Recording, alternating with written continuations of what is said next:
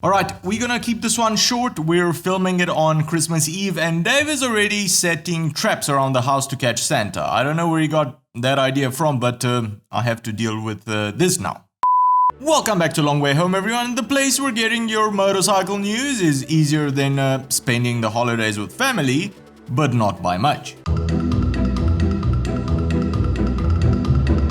Nevertheless, there is some more good news to look forward to next year in the form of a brand new midweight adventure bike. We've spoken about CFMOTO's MT800 adventure bike before, but new info has just come in, so stick around.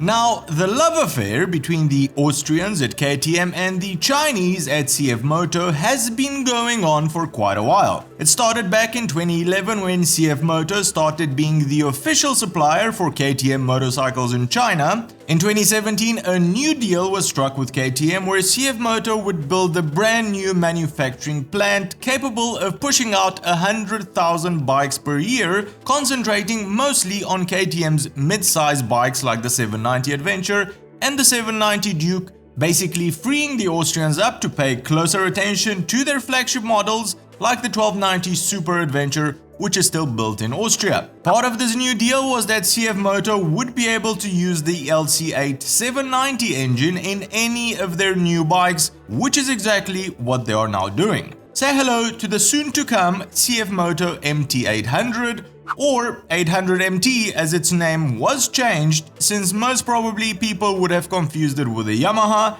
and the Chinese would have none of that. This bike has been spied quite a few times this year, starting in January. It was supposed to come out in September sometime, missed the deadline, and now is scheduled for a spring 2021 release. However, new images with it fully dressed, painted, and even with decals on have just been leaked. Even if it's sharing parts with the 790 Adventure, the 800MT has a more traditional dual sport design. Instead of split down-low fuel tanks, CFMOTO has gone with a standard fuel tank setup. The seat seems lower than on the KTM's, the auxiliary lights seem to be integrated inside the side panels, and speaking of panels, there seem to be more of them covering the bike than you would find on a KTM. First impressions are that CFMOTO is going for a more street-oriented dual sport bike, unlike some of KTM's more off-road biased adventurers. Engine-wise, we're of course getting the KTM 790cc power plant from the 790 Adventure. Great little engine when it doesn't have a hissy fit and starts leaking oil. It will put out 95 horsepower, exactly the same as the 790 Adventure, so no detuning went on there.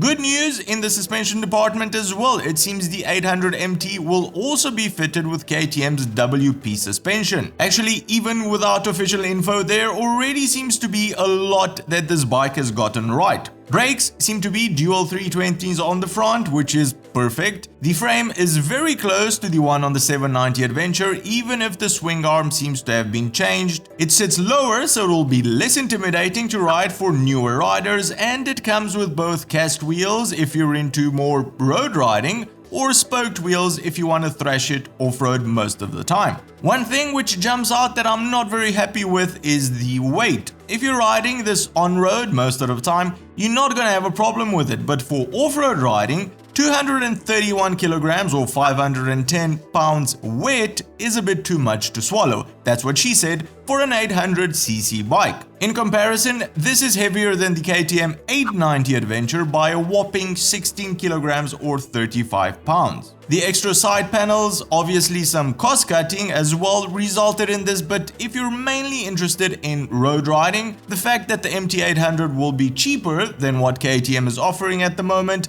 and also built around the same technology should, however, make you smile. Now, I need to go and make sure Dave doesn't hurt himself, or Santa for that matter. In the meantime, why don't you jump in the comment section below and let us know how a new adventure bike, built by a Chinese company which is already building bikes for one of the biggest manufacturers in the world, with a proper engine, suspension, brakes, and most probably everything else that matters, cheaper than a KTM in the same category but also heavier, sound to you? Let us know in the comments below. Well, that's the show for today, everyone. If you've enjoyed it, give it a big thumbs up, and if you think you've learned something new, consider subscribing or becoming one of our patrons to help us make more of these shows. Cheers, and I'll see you on the next one.